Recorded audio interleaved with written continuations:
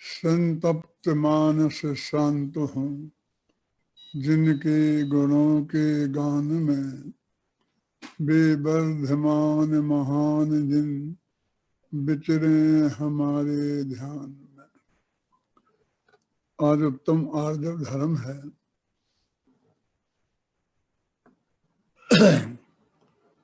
जैसा भगवान आत्मा का स्वभाव क्षमा धारण करने का है, मार्दव धर्म धारण करने का है, उसी प्रकार आर्जव धर्म भी ध्यान करने का है। और जिस प्रकार अनादि से ही ये आत्मा क्षमा, मार्दव और आर्जव स्वभावी होने पर भी उसके विकारी परिणमन क्रोध, मान और माया के रूप में परिणमित हो रहा है। पूजन हम आरंभ करते हैं तो उसके शुरू में ही आता है कि उत्तम क्षमा, मार्दव, आर्जव भाव हैं। ये तीन तो भाव हैं। 10 धर्म है ना, 10 धर्मों में उत्तम क्षमा, मार्दव, आर्जव भाव हैं। और इन भावों को प्राप्त करने के सत्य, शौच, संयम, तप और त्याग, ये 5 उपाय हैं। 3 भाव हैं और उन भावों की निर्मलता प्राप्त करने के लिए ये 5 उपाय हैं। और आकिंचन ब्रह्मचर्य धर्मदसार है। आकिंचन और ब्रह्मचर्य ये 10 धर्मों का सार है। और जब उनकी चर्चा तब होगी तब उनकी अपन बात करेंगे। आज तो ये भाव की चर्चा चल रही है ना, तो ये तीसरा भाव है। क्षमा, मार्दव, आर्जव, ये 3 भाव हैं। क्षमा क्रोध के अभाव को बोलते हैं और मान के अभाव को मार्दव बोलते हैं। मृदोर भावा मार्दवा, कोमलता का नाम मार्दव है। और ऋजोर भावा आर्जवा, सरलता का नाम आर्जव है। जब भी आर्जव धर्म की चर्चा चलती है तो उसे मन वचन काय के माध्यम से ही समझाया जाता है। कहा जाता है, मन में हुए सो वचन उचरिए, वचन हुए सो तन सो करिए। जैसा मन में आवे वैसा ही वाणी से बोलना, और जैसा वाणी में आवे वैसे ही जीवन में क्रिया में करना, इसे बोलते हैं आर्जव। और मन में और, वचन में और करना कछु और, इसको बोलते हैं मायाचार। मन माया कसाय। मन वचन काय की एक रूपता को बोलते हैं आर्जव धर्म, और मन वचन काय की विरूपता को बोलते हैं माया कसाय। जो कमजोर व्यक्ति होता है ना, वो अपने सारे काम माया कसाय के आधार पर ही पूरे करना चाहता है। क्यों जी? जो उत्तम क्षमा का धारक नहीं होगा, क्रोध कसाय का मुमुक्षुता वाला होगा, वो जीव शक्ति के बल पर ही अपना काम करना चाहता है। शक्तिशाली होता है। अब आपने देखा ना, रावण जैसा राजा था, 3 खंड का मालिक था, उसे कोई भय ही नहीं था। क्या उस रावण के ही राज में कोई दूसरा व्यक्ति ऐसा सोच सकता था कि वो दूसरे ही किसी की औरत को ऐसा अपहरण कर लेगा और कोई रोकेगा तो कहेगा मैं नहीं मानता? कर सकता था? रावण ही उसकी हलिया खड़ी ठीक कर देता। लेकिन इसको तो कोई भय नहीं था ना, 3 खंड में का मालिक था, त्रिखंडी था ना, अर्ध चक्रवर्ती, इसलिए उसे कोई डर नहीं था। पत्नी कहती थी, बच्चे कहते थे और सेनापति कहता था, तो भी किसी की नहीं सुनता था और बहुत स्पष्ट शब्दों में कहता था कि मैं तो इसे शादी करूंगा, इसे अपनी पत्नी बनाऊंगा। बोले ये तो शादीशुदा है, ये कैसी बात कर रहे हो तुम? कुछ आंख में शर्म नहीं थी, वो बात खत्म हो गई ना। तो जो शक्तिशाली होते हैं उन्हें किसी प्रकार का भय नहीं होता है, इसलिए वे अपने सारे काम अपनी शक्ति के बल पर करना चाहते हैं, करते हैं। जो कमजोर होते हैं तो शक्ति के बल पर तो वे कुछ कर नहीं सकते हैं, उसे तो हजार डर हैं। सीता जैसी नारी के साथ यदि कोई जरा भी छेड़खानी करता ना, तो राजा के बाद तो जब पहुंचेगी तब पहुंचेगी। पहले तो उसके घर वाले ही, जो यदि उसके अधिक शक्तिशाली हुए तो उसकी हुलिया खड़ी कर देंगे, जान से भी मार सकते हैं, और जो भी कटाई, जो भी दुर्गति कर सकते हैं वो कर सकते हैं ना।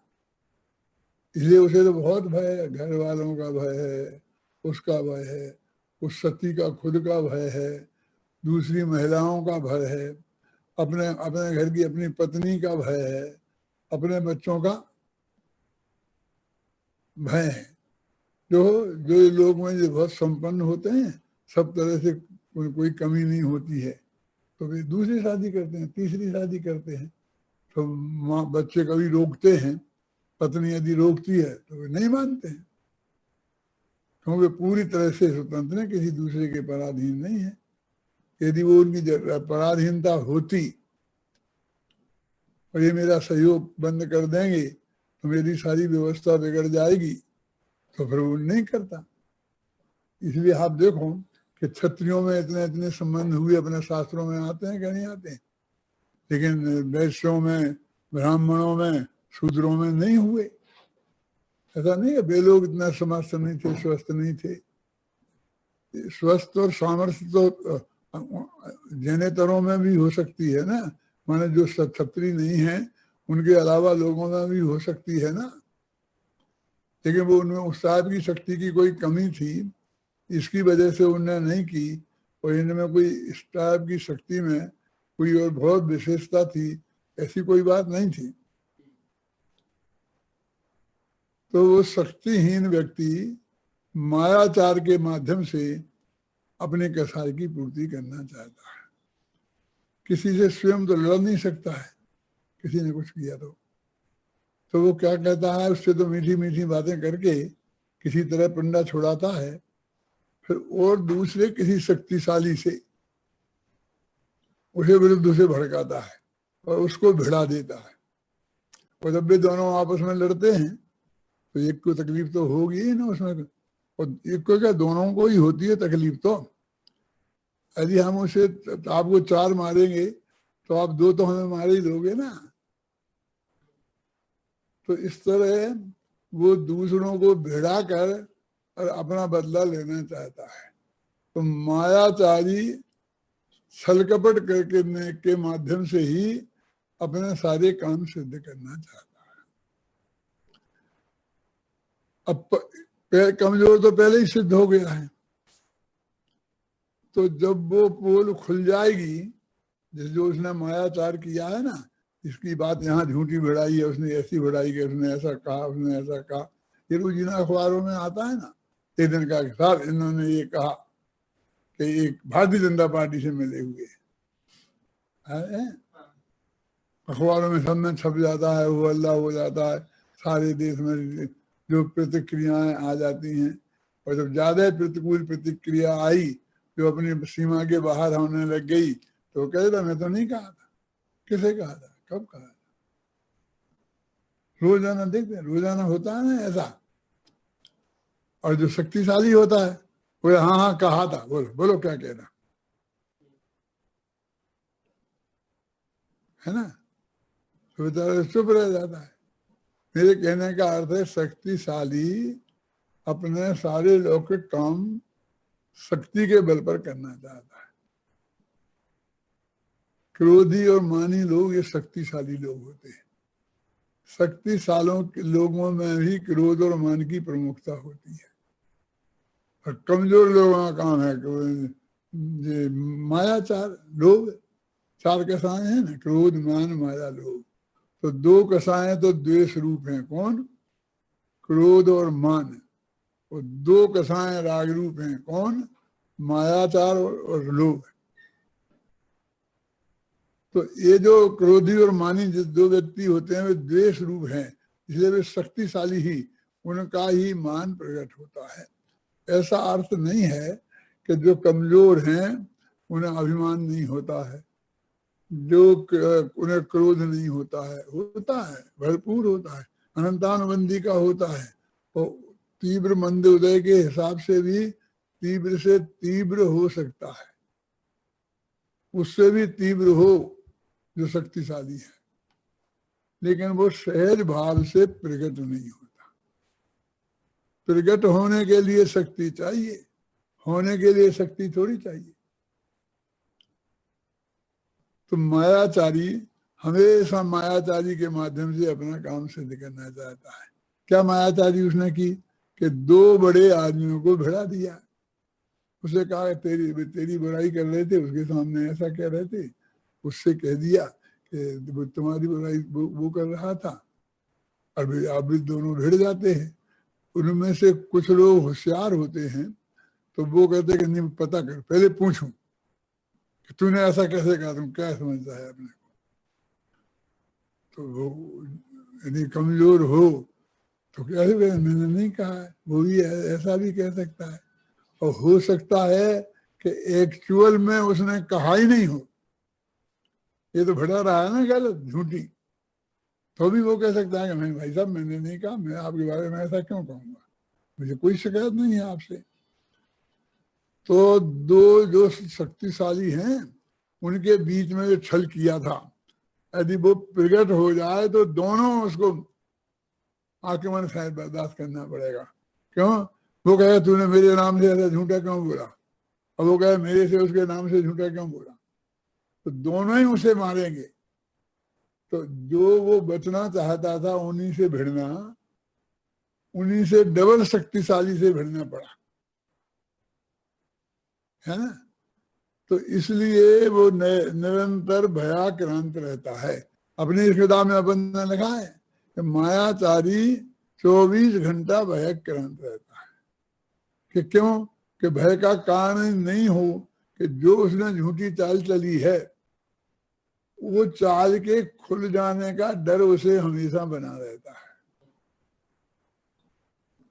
हो सकता नहीं खुले, वो बात ही नहीं खुले, उस सामने वाले को ऐसा विकल्प ही नहीं आएगा मैं ऐसे पूछूं कि तूने कहा था कि नहीं कहा था, वो तो मान के ही ले लेता है। और शक्तिशाली होता है, कहता नहीं मैं तो साले को बदला लूंगा, तो सीधा लड़ भिड़ पड़ता है, वो बात होती ही नहीं है। तो हर आदमी खोलता नहीं है और हर आदमी की पोल खुलती नहीं है। खुलती नहीं है माने वो तो छिपाने की पूरी पूरी कोशिश करता है ना, तब वो तो पोल खुलेगी तब जो खतरा होगा वो तो अलग बात है। लेकिन 24 घंटे पोल ना खुल जाए ऐसा भय उसके लिए हमेशा बना रहता है, इसलिए वो 24 घंटे भयाक्रांत रहता है। और जो भयाक्रांत रहेगा उसमें थोड़ी बहुत जो शक्ति होती है ना वो भी काम नहीं आती है, वो तो डर के भागता है। वो अपनी शक्तिशाली भी हो गए वो सामने वाले से। कभी आपने देखा होगा कभी चूहे को बिल्ली खा जाती है, चूहा तो नहीं खा सकता ना बिल्ली को, कुत्ता बिल्ली को खा जाता है।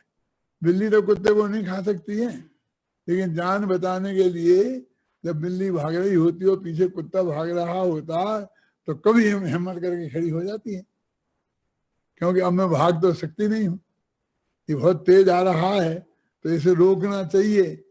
तो एकदम अपनी जान की बाजी लगा करके खड़ी हो जाती है और गुर्रा करके वो भी घबरा जाता है, फिर वो भी डर जाता है, फिर उस पर आक्रमण नहीं करता है, फिर 2 मिनट सोचता है। और जब तक वो सोचता है यहाँ वहां तब फिर बीच में दाव लगा के फिर भाग जाती है। माने वो अंदर में जिस वक्त वो सामना करने को खड़ी हुई थी तब भी वो जान रही थी कि मैं कमजोर हूं, तब भी वो भागने की फिराक कर रही थी, लेकिन भाग नहीं सकती थी तो सामना करती। और सामना जब करेगा कोई आदमी तो कमजोर भी होगा, तो अभी तुम 2 मारो 4 मारोगे तो 2 तो मार ही देगा। कोई ऐसा घाव कर सकता है, कोई ऐसा ऐसा हथियार उसके पास हो सकता है, ऐसा आक्रमण कर सकता है कि तो इस तरीके से कमजोर व्यक्ति है वो निरंतर भयाक्रांत बना रहता है।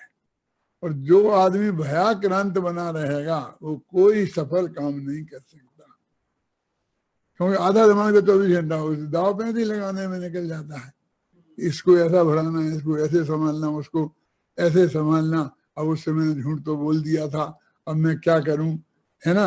वो सामने दिख रहा है, निगाह बचा के भाग जाओ, क्यों, माने साधी शक्ति तो उसकी उसमें खत्म हो जाती। इसलिए कहते हैं मायाचारी हमेशा निरंतर भयाक्रांत आकुलित रहता है, घबराया हुआ रहता है।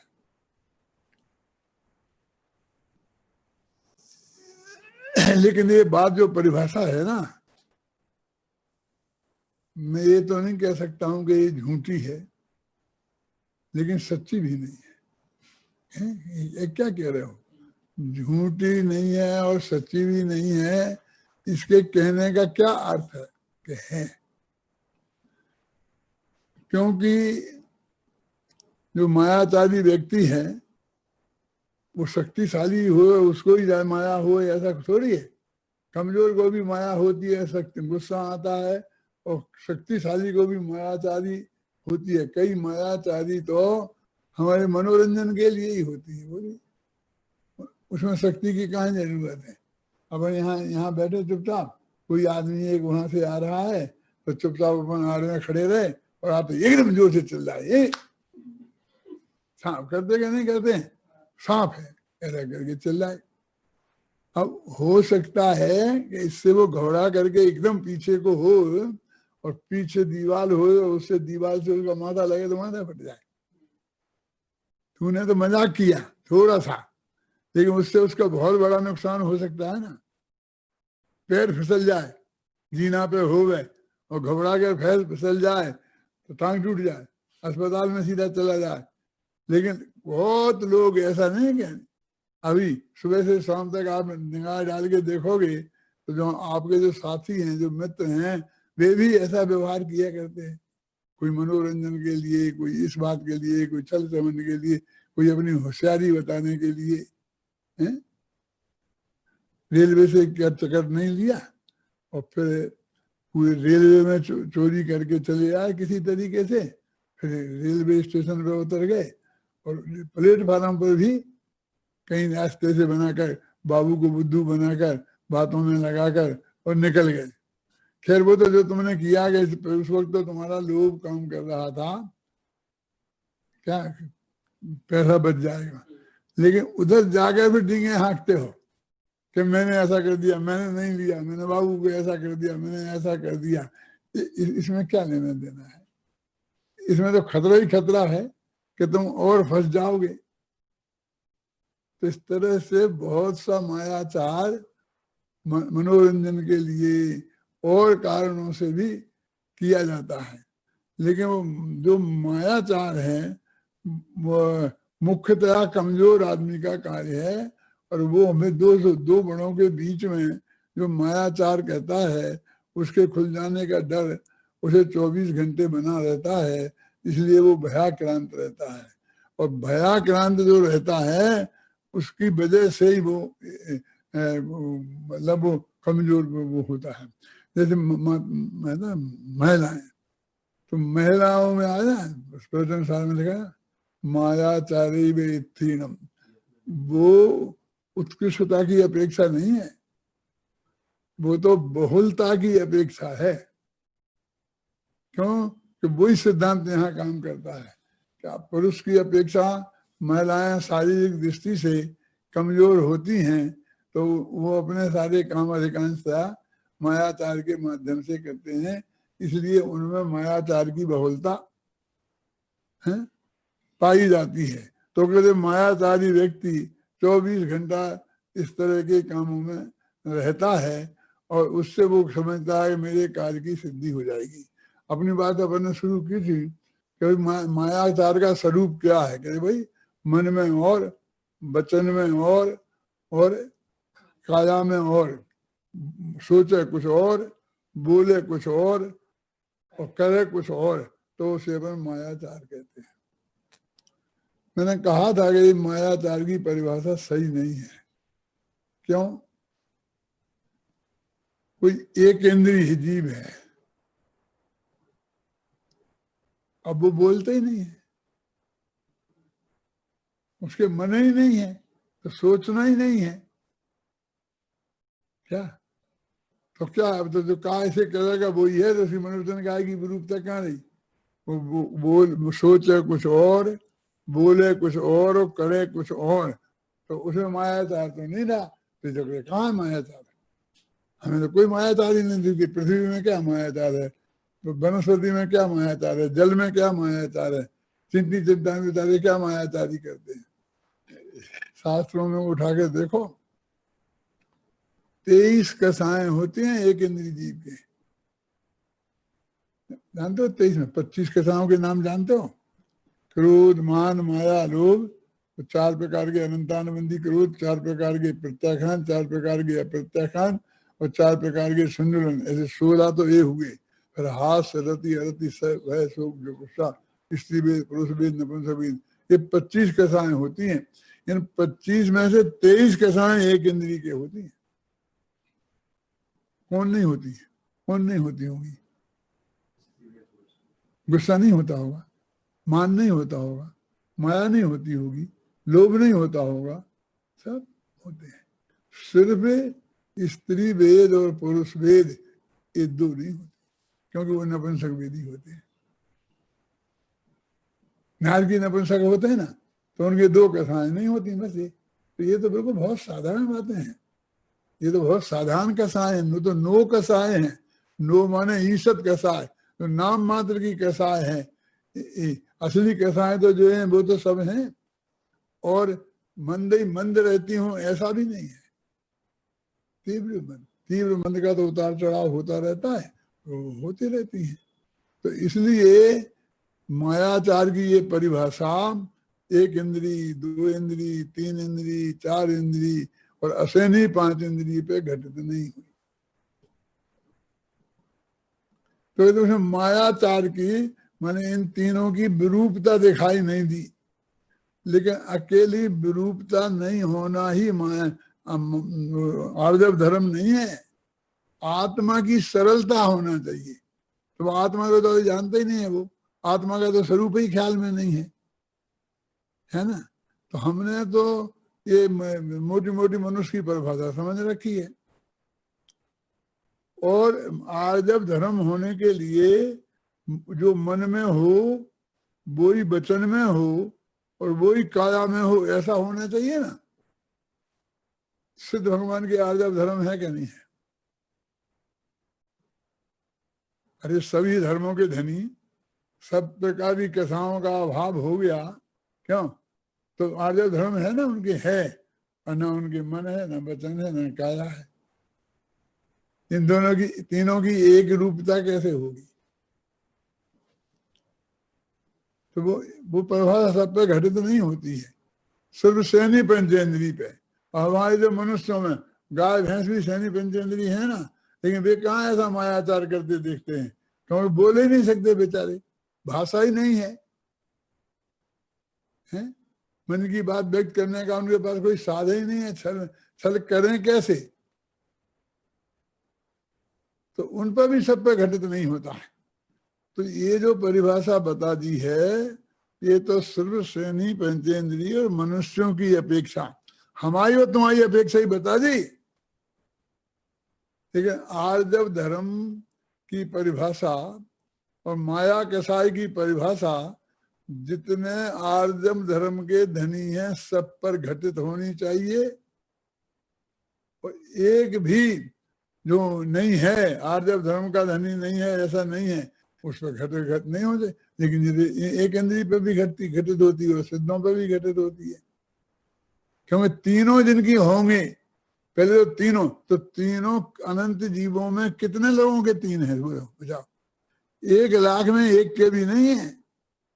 एक इंद्री, दो इंद्री, तीन इंद्री, ये कितने हैं? पर सिद्ध कितने हैं? मनुष्य कितने से होंगे? 29 अंक प्रमाण है, मैंने असंख्यात भी नहीं है, संख्या में आ जाएंगे ना। जब उनने 29 अंक प्रमाण बता दिए तो संख्या में आ गए ना। अब जी असंख्यात नहीं हुए, संख्या में आ गए। ऐसा कह सकते हो कि संख के ऊपर हो गए तो असंख्य हो गए। 18 में अंक संख आ जाता है, संख 10 संख है ना, 18 में आ जाता है।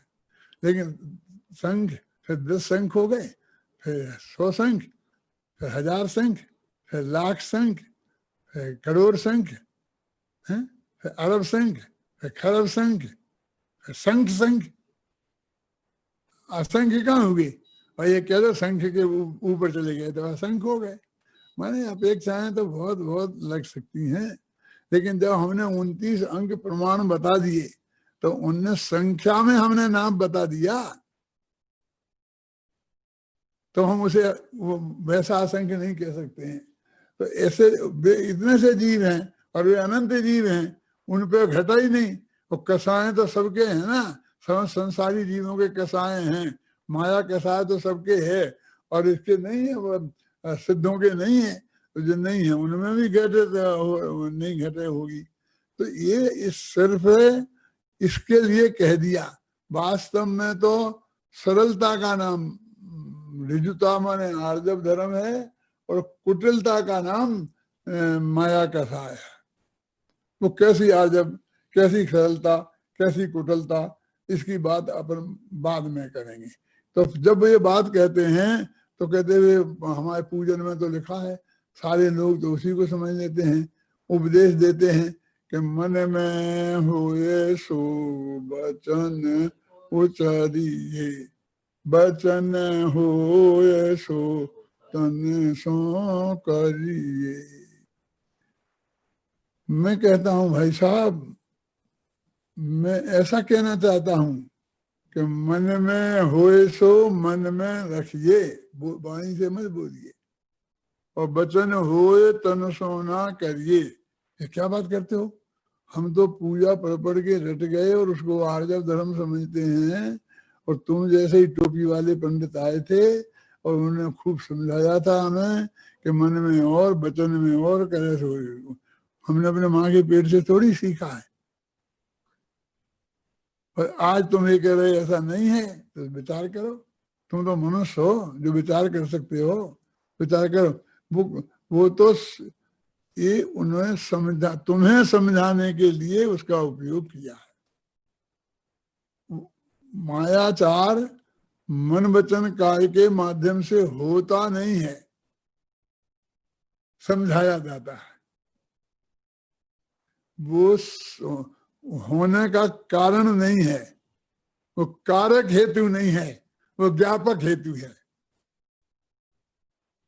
कि तुम यहाँ न्याय शास्त्र पढ़ाने लग गए?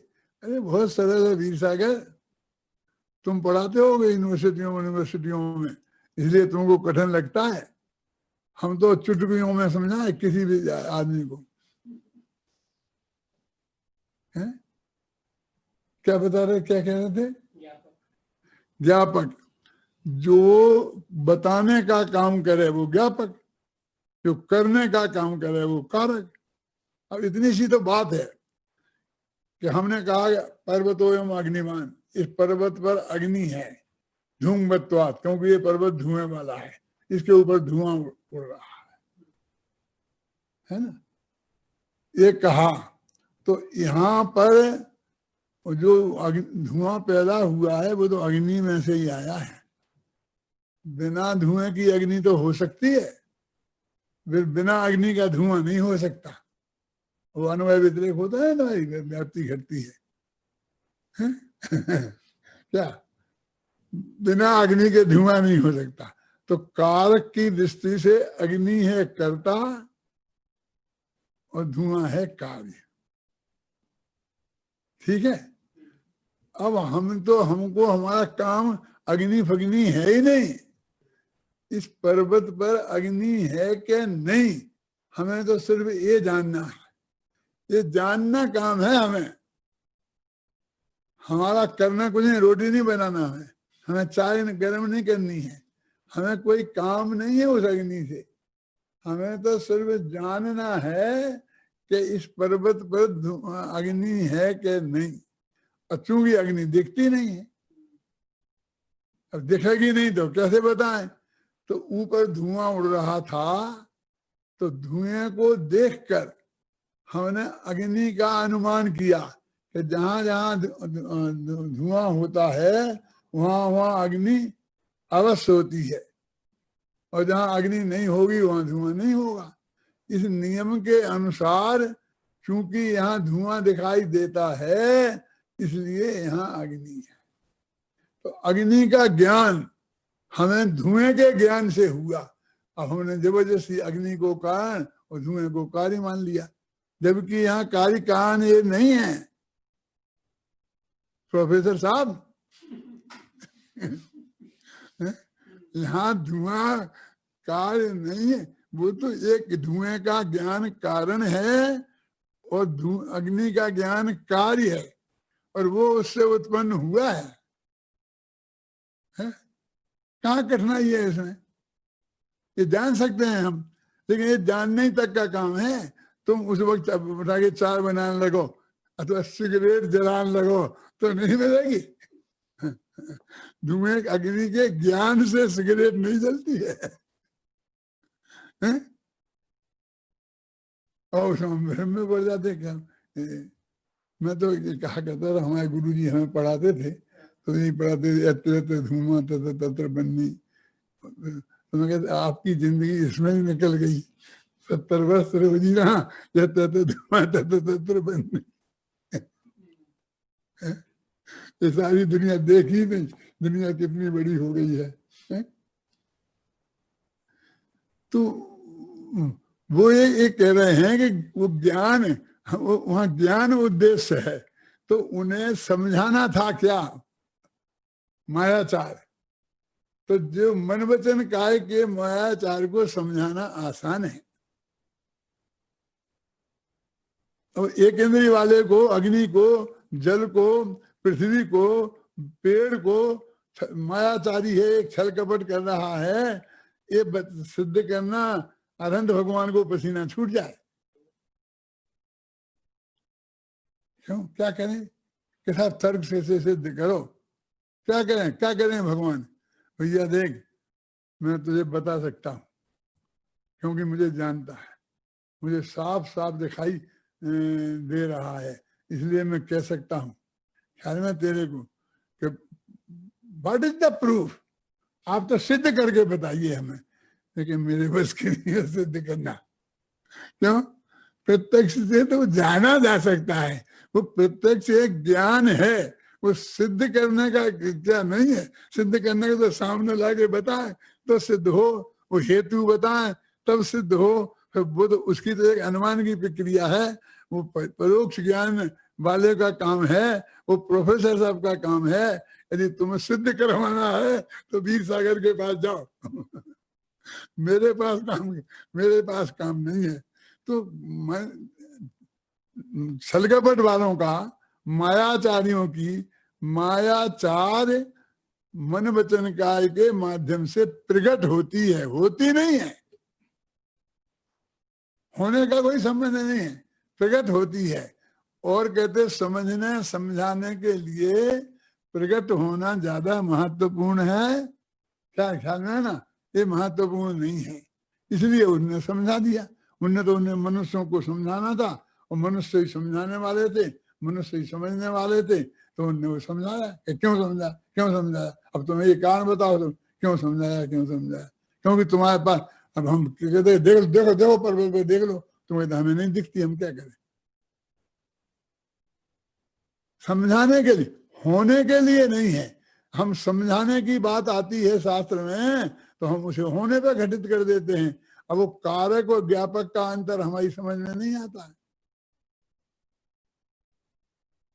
कभी जो स्कूल में पढ़ाया जाता है ना, मास्टर जी पंडित जी पढ़ाते हैं, वो होता है कारक और वे ये होता है ज्ञापक। ये ऐसा अरे ऐसे काम नहीं चलेगा। देखो मैं इसको समझाता हूँ मायाचार को। एक दुकान पर एक ग्राहक गया और उसने एक कपड़ा उठा के कहा ये क्या भाव है? तो उसने कहा कि 8 रुपये मीटर। कि ठीक है मैं अभी आता हूँ लूंगा। फिर वो 8 घंटे बाद घर से पैसे वैसे लेकर के आया और फिर उसने पूछा कि ये कपड़ा क्या भाव है? वो दूसरा सेल्समैन था, तो वो बोला 12 रुपये मीटर। इतनी लूट! उस दूसरे ने तो मुझे 8 बताया था, तुम 12 बता रहा है। ऐसा कह के वो वहां से चला गया। तो तीसरे सेलमैन के बाद में, क्यों भैया ये क्या है, ये क्या भाव है? ऐसा उसको मुंह रखे पता नहीं है, ये 20 रुपये मीटर का है। अब वो क्या करें भैया, 1 8 1 12 1 मीटर। अब वो एक्चुअल क्या है अभी अपन सोचो, हमें मालूम है वो एक्चुअल 4 रुपये मीटर का। क्या करना? अब कौन सच्चा और कौन झूठा? हमें तीनों झूठे दिखेंगे, है ना। और यदि वो मान लो 8 रुपये मीटर का हुआ तो एक सच्चा है और 2 झूठे हैं। एक तो सच्चा है ना उनमें। ऐसा भी हो सकता है एक भी सच्चा नहीं हो, 4 रुपये मीटर का हो। अब वो बहुत होशियार दुकानदार है, उसने नियम बना दिया है कि जब अपने यहाँ कपड़े जो आवे ना तो हर एक पे वो उसकी कीमत डालना। क्या डाल दें साहब, क्या ना की करें कि जिस भाव आया हो उसे चौगुने करके डालना। क्या 4 रुपये आया था तो 16 डालना। अब चौगुने है, चौगुने डाल दिए तो हैं तो वे गलत। अब जो सब तीनों एक 4 देख करके 4 रुपये 4 रुपये 4 रुपये 8 रुपये 20 रुपये जो भी बता रहा है वो देख के बता रहा है। उनमें कोई विरूपता नहीं आती है, बराबर सब में एक रूपता रहती है। नौकर से पूछ लो चपरासी से तो वो उतना ही बताता है, क्लर्क उतना ही बताता है, साहब उतना ही बताता है, फिर मालिक से पूछो तो वो भी उतना ही बताता है। ये दुकान तो ईमानदारी की ये है कि महाबेईमानी की है कि ईमानदारी की है? बोलो। वो जो 8 रुपये में भी तो एक रूपता हो सकती है और 20 रुपये में भी एक रूपता हो सकती है और 25 में भी एक रूपता हो सकती है। हम तो ये कहेंगे मनोवचन काय की एक रूपता है वो आर्जव धर्म है और मनोवचन काय की विरूपता है वो मायाचार है। तो बोलो मिथ्यात्व से मोक्ष होता है, अथवा मिथ्यात्व से कर्म बंध नहीं होता है, ऐसा बोलो ना। कोई है ऐसा बोलने वाला? ऐसा बोलने से क्या फायदा है कि मिथ्यात्व से मोक्ष होता है? ये तो कोई नहीं कहता है, लेकिन मिथ्यात्व से कर्म बंध नहीं होता है। क्यों? ऐसा कहने वाले तो हैं इस जगत में क्या नहीं हैं? अब 4 आदमी ये कह रहे हैं हाँ मिथ्यात्व से कर्म बंध नहीं होता, मिथ्यात्व से कर्म बंध नहीं होता, मिथ्यात्व से कर्म बंध नहीं होता। क्यों? तो सब सच्चे हो जाएंगे, बिल्कुल आदर्श धर्म के धनी हो जाएंगे। मैंने एक रूपता उल्टी भी हो सकती है। तो मन वचन काय की एक रूपता आर्जव और मन वचन काय की विरूपता मायाचार, ये बात कहाँ सिद्ध होती है? नहीं होती है ना सिद्ध। तो इसलिए कहते हैं भाई ऐसे ऐसे नहीं करना पड़ेगा। मन वचन काय की विरूपता वो पर्टिकुलर जगह वो कहते हैं मैंने जो उदाहरण दिया था वो उस बात को समझाने के लिए उसे वहां कहा दिया था, बस खत्म। वो वहीं खत्म हो गया, तो उसकी मर्यादा उसके आगे नहीं जाएगी। है? तो मेरी सलाह मानना, वो पूजन वाले की नहीं मानना। कौन सी? कि मन में हुए से बचन उचरिए, बचन हुए सो तन सो करिए। करिए थरल त्यों जोग अपने, देख निर्मल आरसी। मुख कहे तैसा लखे तैसा, कपट प्रीत अंगारसी। नहीं लही लक्ष्मी अधिक छल करी, कर्म बंध विशेषता। हम तो बराबर मानते हैं, लिखा ना, नहीं लहे लक्ष्मी अधिक छल करी, कि ज्यादा छल नहीं करे। एक के दो तो कर सकता, तुम एक के 10 करे ये तो ठीक नहीं ना है? ये है देखा ना, नहीं लहे लक्ष्मी अधिक छल कर, कि भाई साहब ये अर्थ नहीं है इसका। तो क्या है कि अधिक लक्ष्मी इकट्ठी नहीं करे, बस आजीविका के लायक हो बहुत पर्याप्त है। थोड़ी बहुत रख ले कि कल के लिए चाहिए, तो साल भर का तो जोड़ के नहीं रखे, 2 दिन का रख ले। नहीं लहे लक्ष्मी अधिक। और दूसरा पॉइंट है कि छल कर ना लहे, बिना छल से, शांति से, ईमानदारी से, धोखाधड़ी के बिना। तो छल का भी निषेध है और अधिक का भी निषेध है। अब इसने अधिक को विशेषण बना दिया छल का, तो कहता है कि ले तो चाहे जितनी चक्रवर्ती जैसी जोड़ ले, कोई चिंता की बात नहीं है, लेकिन अधिक छल नहीं कहना। थोड़ा छल भी कर सकता है, क्या समझे?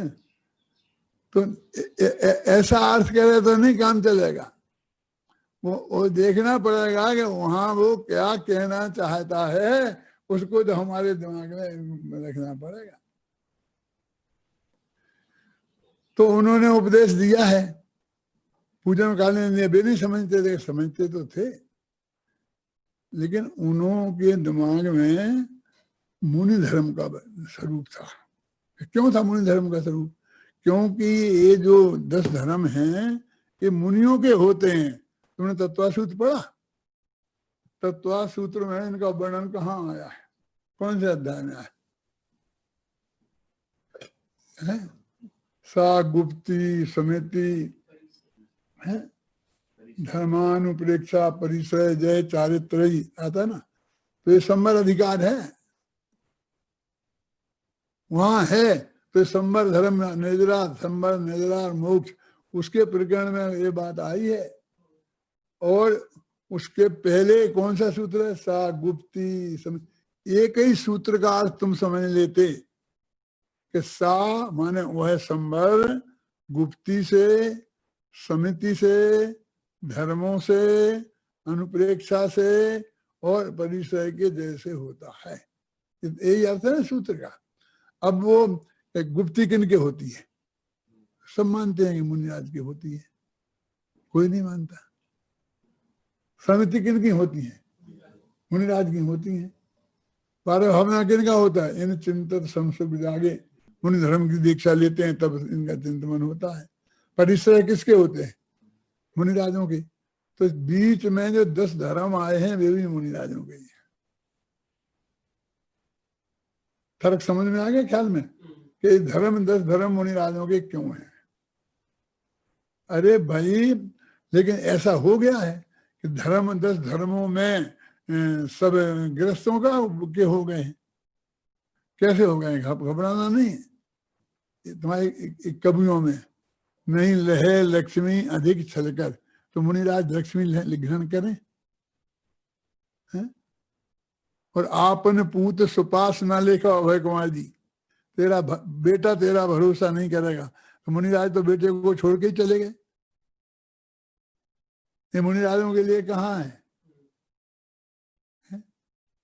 ये सारा जो वर्णन हम देखते हैं वो तो सब गृहस्थों की अपेक्षा है। पढ़ो पढ़ो तुम पूजन की शुरू से अंत तक पंक्ति पढ़ो, तो उनमें सब बातें के मुनिराजों की है ना, क्या सब गृहस्थों की है? तो फिर हम धीरे धीरे गृहस्थों का ही हो गया। हम ये भूल गए कि मुनिराजों का है। ये ध्येय तो मुनिराजों का ही। वे अनुवृत्ति क्या नाम, समिति गुप्ती भी अब हैं, हमारे हमारे लिए भी हैं। जो मुनिराज नहीं है, पंचम गुण स्थान वाले हैं, वो भी 4 हाथ जमीन देख के चलें कि नहीं चलें? कि ऊंचे मुंह करके चल सकते हैं? और हम गृहस्थ सम्यक दृष्टि हों तो वे भी कि चलें कि नहीं चलें, और मिथ्या दृष्टि हों तो वे ऊपर ऊपर मुंह करके चलें, पैर में कांटे लग जाएंगे। कांटे तो देख भले आदमी, जीव देख चाहे नहीं देख। तो अपन कहते हैं सभी को देख के तो चलना चाहिए, लेकिन मुनि राजों को जरा और कड़काई से पूरी तरह से, और यहाँ वहाँ निगाह नहीं फेरे, और एकदम जो मर्यादा है ना, निरतिचार देख करके चले, इतनी बात है। बाकी है तो सबके लिए। ऐसे क्षमा के लिए मुनि राज ही कर सकते हैं, गृहस्थ क्षमा नहीं कर सकता है।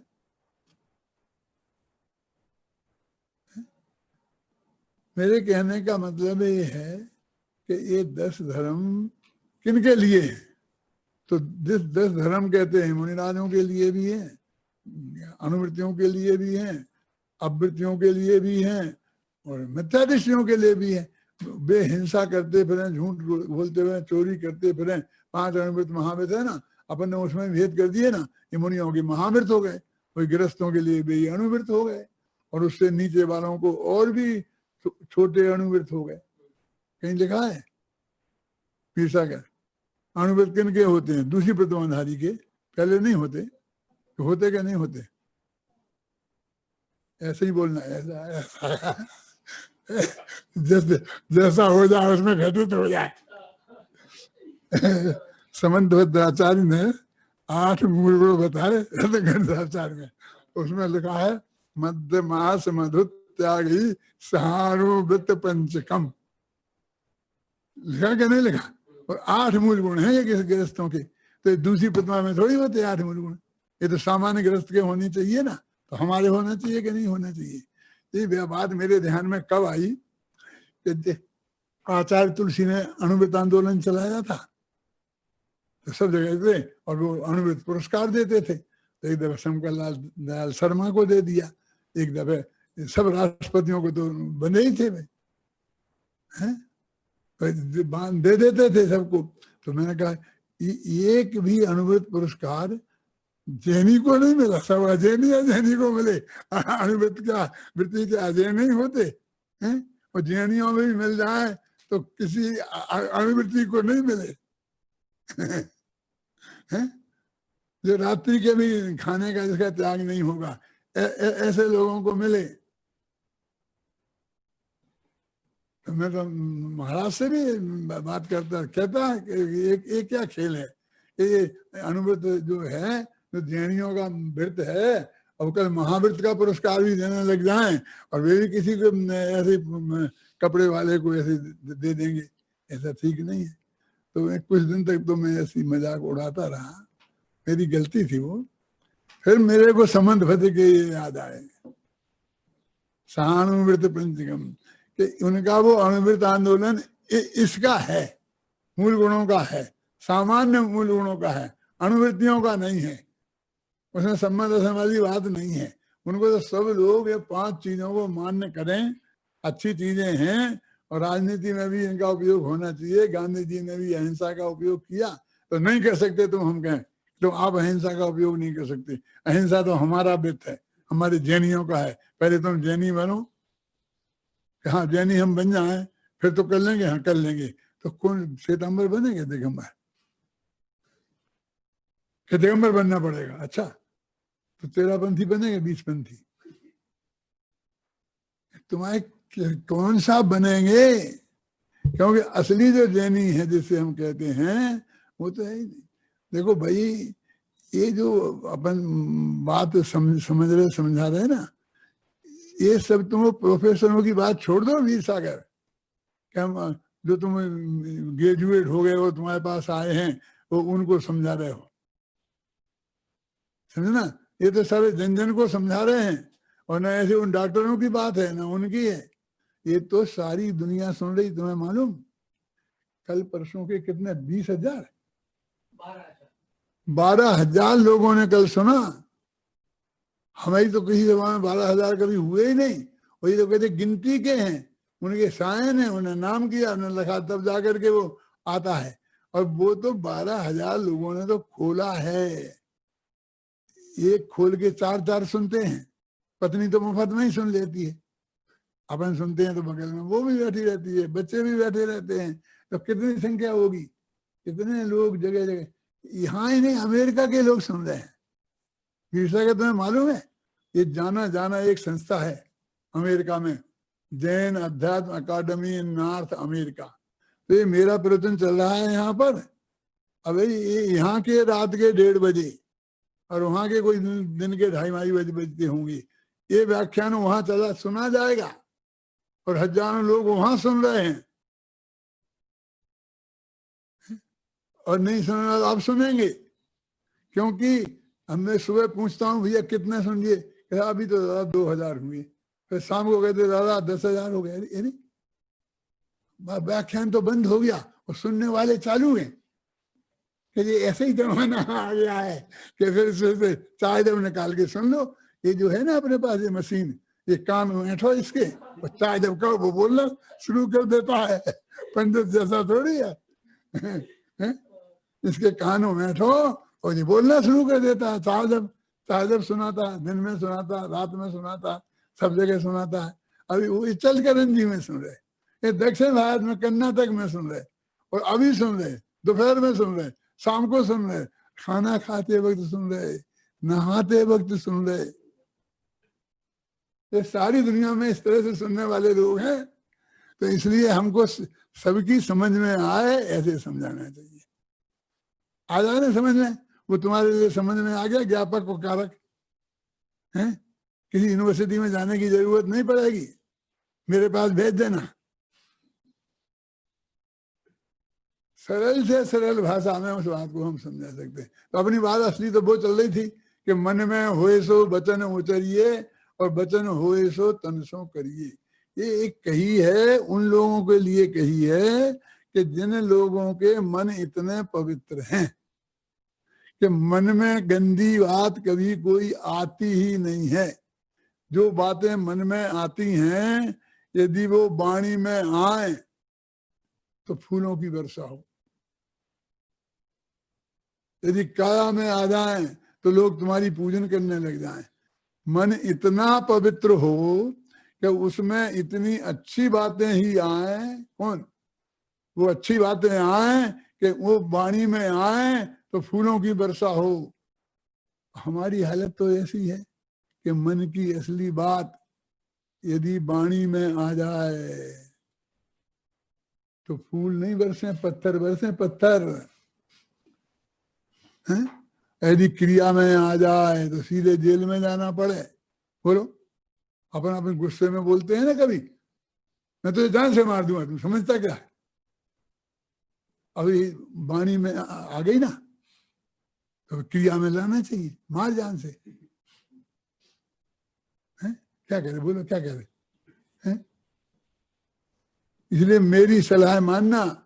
कौन सी है आपकी सलाह है कि मन में होए सो मन में रखिए, वचन होए तन सोना करिए। क्यों? क्योंकि हमारे मन इतने खराब हो गए हैं कि उनमें कोई अच्छी बात आती ही नहीं है, खोटी बातें ही आती हैं। तो फिर ऐसा क्यों कहते हो आप? इसलिए कहते हैं कि मन इतना स्वच्छ कर लेना आसान नहीं है कि हमने कही वो तुमने फटाफट कर लिए। मन को स्वच्छ करने में समय लगता है, समय लगेगा, और तुमने समझोगे तब तो समझ करोगे ना। मन को पवित्र करना, वो तो ये कह रहे समझाने के लिए कि मन ऐसा पवित्र होना चाहिए कि वाणी में निकले, ख्याल में आई ना, तो फूलों की वर्षा हो। ऐसा तुम्हारा मन पवित्र। मन में ऐसी बात आना ही नहीं चाहिए कि जो मुंह से निकले तो पत्थर बरसे। मन को इतना पवित्र कर लो, इसके लिए ये बात कह रहे हैं। आर्जव धर्म का वास्तविक स्वरूप क्या है कि हमारा मन, भाई मुनिराज तो बोलते ही नहीं है, मौन व्रत धारण करते हैं, बोलते ही नहीं है। अरविंद भगवान की दिव्य ध्वनि खिलती है तो देखो सारे लोक में मंगल ही मंगल छा जाता है। तो ऐसे पवित्र मुनिराजों का धर्म है ना, तो मुनि को कह रहे हैं कि मन में होए सो वचन उचरिए, वचन होए सो तन से करिए। और हम कि तुम्हें भी ऐसा करना है। आर्जव धर्म तो तभी आएगा असलियत में, लेकिन उसके पहले सत्य समझो। तो सत्य को समझे बिना सत्य बोलोगे कैसे? हृदय में इतनी पवित्रता लाओ। तो हृदय में पवित्रता आए बिना वाणी में पवित्रता आएगी कहाँ से? मन में आएगी कैसे? काया में आएगी कैसे? सभी लोग आर्य धर्म का सही स्वरूप समझकर और गहराई से उसमें जाकर अपने मन को और वाणी को इतना पवित्र बनाए कि जिससे जब उनके जो मन में भाव आए वो वाणी से बोलें, क्रिया में करें, तो जगत निहाल हो जाए, जगत में शांति शांति हो जाए। ऐसी भावना के साथ मैं अभी की बात समाप्त करता हूँ। आर्जव स्वभावी आत्मा के आश्रय से जीवन में सरलता प्रकट होना, यही आर्जव धर्म है। और यह आर्जव धर्म तब प्रकट होगा जब हम सरलता, सहजता का सही स्वरूप समझेंगे। और सहजता क्या है, सहजता कैसे प्रकट होगी, सहजता का सम्यक रूप क्या है, वो समझने के लिए आदरणीय दादा ने कुछ समय पूर्व एक रचना लिखी थी जिसका नाम था सहजता। और वो रचना बन के तैयार है, जिसका आज 12 बजे वीडियो ओपन होगा हमारे YouTube चैनल पर। अभी हम उसका प्रोमो वीडियो यहाँ पर आदरणीय दादा की आज्ञा से निवेदन करते हैं। उसका सहजता का प्रोमो वीडियो यहाँ से प्रस्तुत होता है और ठीक 12 बजे हमारे YouTube चैनल पर पूरा वीडियो आपको मिल जाएगा, जिससे आप कभी भी सुन सकते हैं। अभी प्रारंभ होता है सहजता का प्रोमो वीडियो।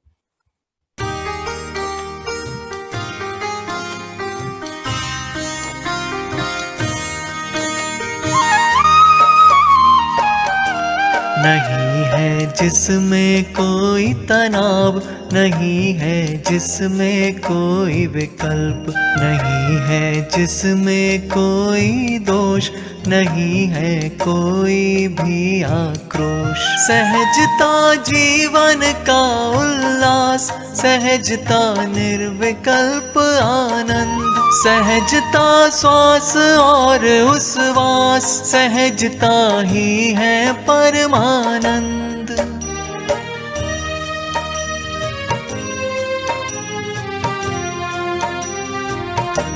अरे रे पर को पर स्वीकार, न उनमें कुछ करने का भाव, और अपनी पर्यायों को सुनिश्चित क्रम नियमित स्वीकार। न उनमें फेर फार का भाव, एकदम सरल सहज स्वीकार। न उनमें हर्षा हर्ष विभाव, सहजता जीवन का आधार।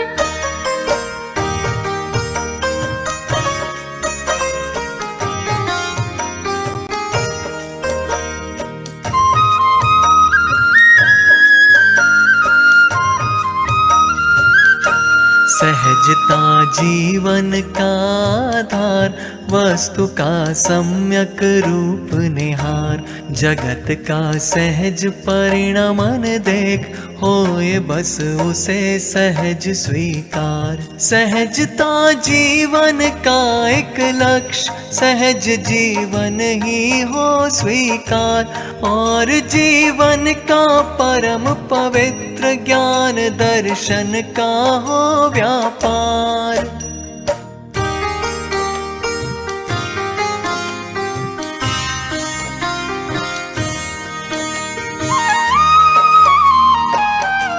जगत का कोई भी परद्रव्य नहीं होता है इष्ट अनिष्ट, स्वकाल में उदित सहज परिणमन, अरे होता है सदा विशिष्ट। अरे वह भी होता है अचल, नहीं होता उसमें कुछ बदल। सभी सम्यक ज्ञानी जन को अरे स्वीकृत होता है सहज।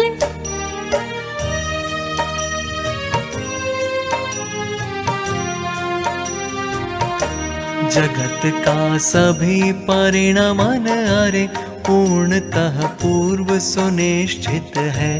नहीं करना है कुछ भी हमें, क्योंकि वह पूर्ण व्यवस्थित है। अरे इस परम सत्य की सहज स्वीकृति सहज सहजता है। यही है दर्शन ज्ञान चरित्र ध्यान की सहज अवस्था है।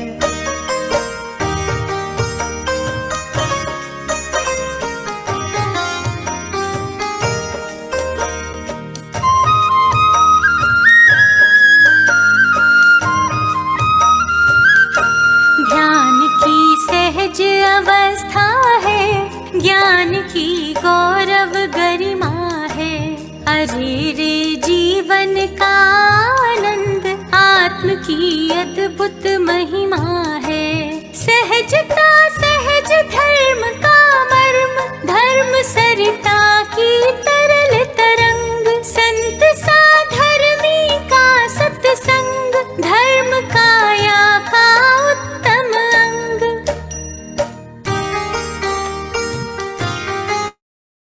अरे सहजता जीवन का सर्वांग सत्य है। अरे सहजता जीवन का एकमात्र आधार है। अरे सहजता जीवन का एकमात्र लक्ष्य है। तो हम सबका जीवन सहज हो, इस भावना से रचना लिखी गई थी, जिसका प्रसारण ठीक 12 बजे इस पंडित टोडरमल स्मारक ट्रस्ट के YouTube चैनल पर किया जाएगा, अपलोड कर दिया जाएगा, जिससे आप कभी भी सुन सकते हैं। ठीक 12 बजे इस रचना का प्रसारण होगा। और अब मैं निवेदन करता हूं पंडित जिन कुमार जी शास्त्री से।